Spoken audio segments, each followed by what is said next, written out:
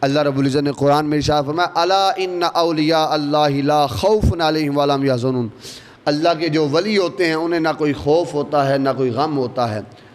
اور حضرت عمر بن خطاب رضی اللہ تعالیٰ عنہ فرماتے ہیں اذا اخاف الناس، جب لوگ سارے کے سارے خوف زدہ ہوں گے، قیامت کا دن بیان کر رہے ہیں، لیکن جو اللہ کے ولی ہوں گے انہیں کوئی خوف نہیں ہوگا، کوئی ڈر نہیں ہوگا۔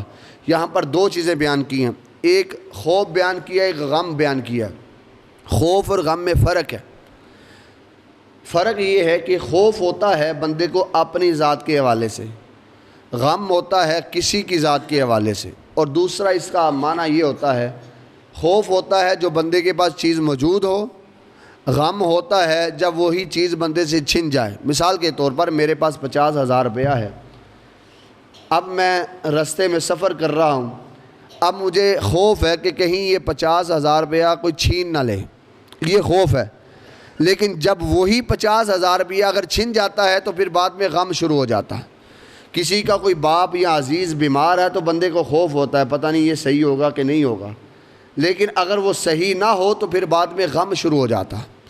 یعنی جب تک قریب ہے تو خوف ہے، جب وہی چیز چلی جائے تو غم شروع ہو جاتا ہے۔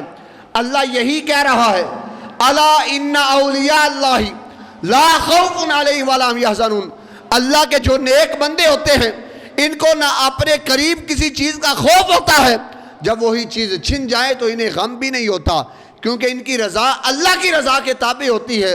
حضرت بایزید بستامی سے اللہ کی ذات نے پوچھا بایزید کیا چاہتے ہو؟ حضرت بایزید بستامی نے اللہ کی بارگاہ میں عرض کرتے ہوئے کہا یا اللہ میں یہ چاہتا ہوں کہ میری رضا تیری رضا کے تابع ہو جائے، میری اپنی رضا رہے ہی نہ، بلکہ جو تو چاہے وہ میری چاہت بن جائے، بر یہی میں چاہتا ہوں۔